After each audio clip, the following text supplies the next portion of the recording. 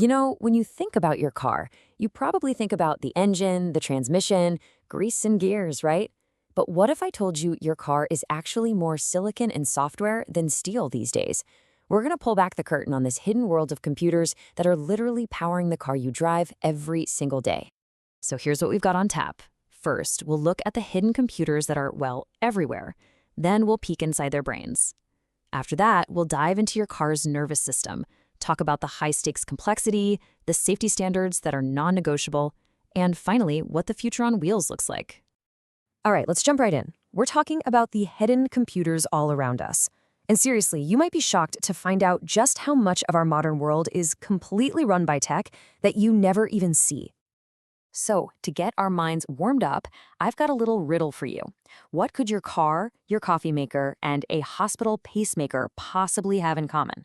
I mean, they seem totally random, right? But there's one piece of core technology that links them all together. And the answer is an embedded system. Now, what the heck is that? The easiest way to think about it is like this. It's a tiny, specialized computer that has one and only one dedicated job. Your laptop? That's a generalist. It can browse the web, play games, do spreadsheets, a million things. An embedded system, though, is a master of one. Its entire existence is to do one thing perfectly, whether that's brewing your morning coffee or, controlling your car's anti-lock brakes. And once you know what to look for, you'll see they're literally everywhere. I mean, they're in your smartwatch, your microwave, critical medical devices like insulin pumps, and yeah, they're all over your car. They're basically the invisible workhorses of our entire modern world. And if you want a stat that'll really blow your mind, get this. It's estimated that a whopping 98% of all microprocessors made today end up in embedded systems. That means the powerful computer on your desk or on your backpack, it's part of a tiny 2% minority. Wild, right? Okay, so now that we know what these things are, let's crack one open and look inside the embedded brain. To really get what's happening in your car, you gotta understand the key difference between two things, a microprocessor and a microcontroller. So here's the breakdown. A microprocessor is kind of like just the CPU, the central brain. It's super powerful, but it needs a bunch of other external parts like memory and peripherals to actually do anything. A microcontroller, on the other hand, is the whole shebang on a single chip. It has the CPU, the memory, everything, all integrated. Sure, it's not as fast as what's in your laptop, but it's way more power efficient and cost-effective for doing one specific job over and over again. And that makes it the absolute perfect tool for something like a car. So yeah, that's why you'll find that the humble microcontroller is the true heart of almost every embedded system out there, and it's especially true for your car. Okay, so with that background, let's connect the dots and talk about your car's nervous system. This is where we take all this tech talk and apply it directly to the automotive world by introducing something called the Electronic Control Unit, or ECU for short. So what's an ECU? It's really just a fancy name for an embedded system that lives in your car. It's got a microcontroller at its core, and you can think of it as one of the car's many little brains. Its job is to take in data from sensors, say how fast a wheel is spinning, and then send out commands to make something happen, like engaging the anti-lock brakes. It's a key part of the car's nervous system. And what do these ECUs control? Oh, just about everything that matters. We're talking engine performance, the transmission, your brakes, the screen you use for navigation, even all those fancy new driver assistance features. And get this, a modern high-end car can have more than 100 of these individual ECUs scattered throughout the vehicle, each one a tiny computer bossing around its own little domain.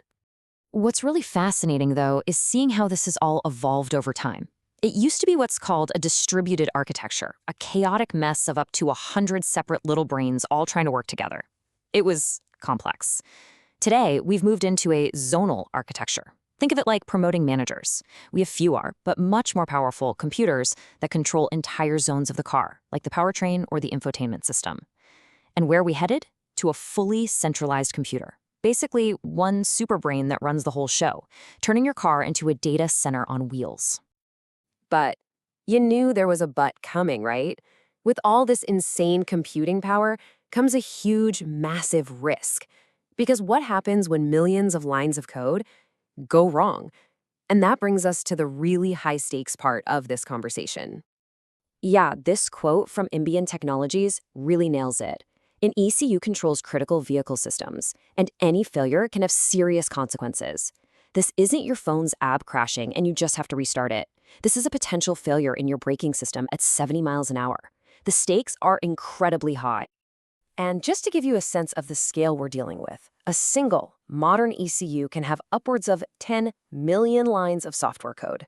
10 million.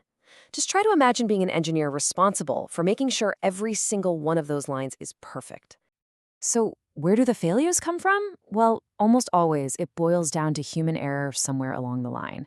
It might start with something as simple as the initial requirements not being clear enough, then maybe a simple coding mistake gets introduced, and the final critical step, inadequate testing.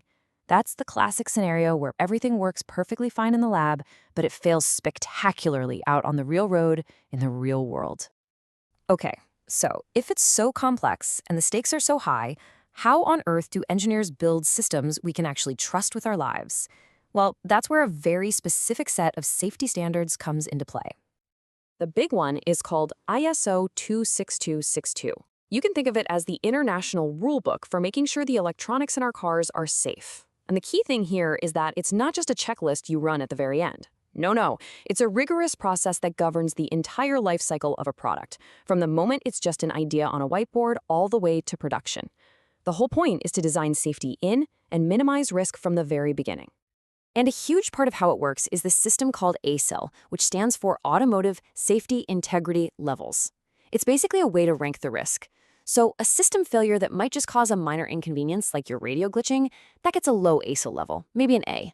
But a failure in, say, the steering system that could be life-threatening, that gets the highest rating, ASIL D, and that means it has to go through the most intense, most rigorous design and testing processes imaginable. All right, so this all brings us to our final stop on this tour, looking ahead to the future on wheels. And you can probably guess the themes: more connected, more autonomous, and you bet, even more complex. So what exactly is on the horizon? We're talking about real artificial intelligence making driving decisions in fully autonomous cars. We're talking about your car constantly communicating with other cars and with the city's infrastructure, the whole Internet of Things concept.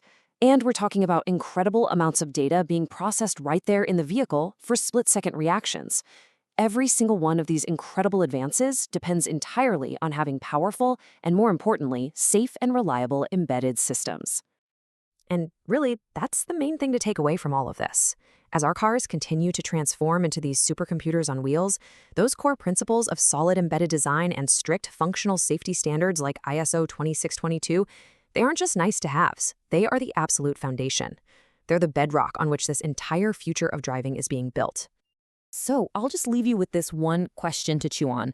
As your car gets smarter and becomes more of a computer every single day, who or what is really in the driver's seat?